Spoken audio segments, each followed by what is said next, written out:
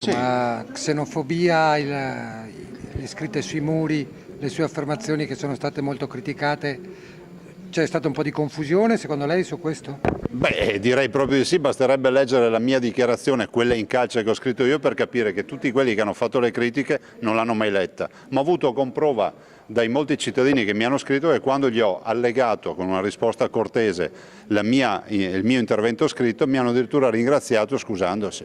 Spieghiamo, la vicenda è nota, c'è stata una violenza in un paese del Veneto, protagonisti tutti stranieri, violentata una turista straniera, lei dice venga il nuovo ministro a parlarne, poi compaiono anche delle scritte contro questo ministro ed emerge una realtà dove c'è una realtà del Veneto forse anche xenofoba.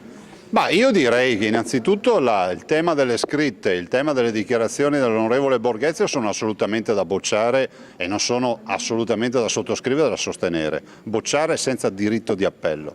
Dall'altro il mio intervento è stato un intervento a 360 gradi nel quale in una riga scrivevo: venga il Ministro a far visita alla vittima e dica che non è possibile l'integrazione senza rispetto della legalità, in un contesto come quello veneto, che è la prima regione d'Italia per integrazione. Mi permetta anche di dire che a me sembrava il minimo, visto e considerato che il cittadino coinvolto, la cittadina, è straniera. Quando accadono questi casi a carico di stranieri, i governi si esprimono sempre, ovviamente confermando appoggio, sostegno, solidarietà, in modo tale che ci sia anche una comunicazione diplomatica a livello internazionale. È un invito che rifà ancora al Ministro? Ma resto convinto, ma senza alcuna provocazione, che il Veneto ha sempre le porte aperte per il Ministro, non c'è alcuna volontà di ghettizzazione. E aggiungo anche un'altra cosa importante: non vorrei, siccome i ministri sono tutti uguali e per me il colore della pelle o il credo religioso non cambia il mio atteggiamento di fronte a una persona, che ogni volta che dobbiamo dire qualcosa sul Ministro dell'Integrazione ci sia sto palcoscenico che viene montato. Io sono un'istituzione, se ho qualcosa da dire sul Ministro dell'Integrazione o su qualche altro ministro vorrei poterlo dire con civiltà senza ogni volta essere strumentalizzato. Quindi benvenuta alla Chiesa in Veneto. Benvenuta lei, benvenuti tutti i ministri di questo governo, compreso il Presidente del Consiglio, anche perché quando vengono qui saranno ospitati con i massimi onori e andranno a casa con la lista della spesa. A proposito di lista della spesa, ci sono parecchie cose che vorreste da questo governo. Ma guardi, con 170.000 disoccupati, 700 imprese che anche quest'anno hanno fatto le valigie, hanno abbassato le serrande e se ne sono andate in Carinzia, perdendo 13.000 posti di lavoro. Le tasse qui da noi sono al 68%, in Carinzia al 25%.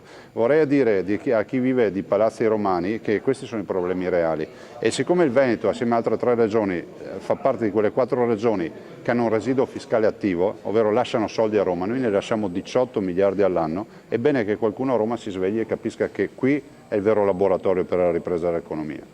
La BCE ha tagliato i tassi, una buona notizia, però deve essere produttiva.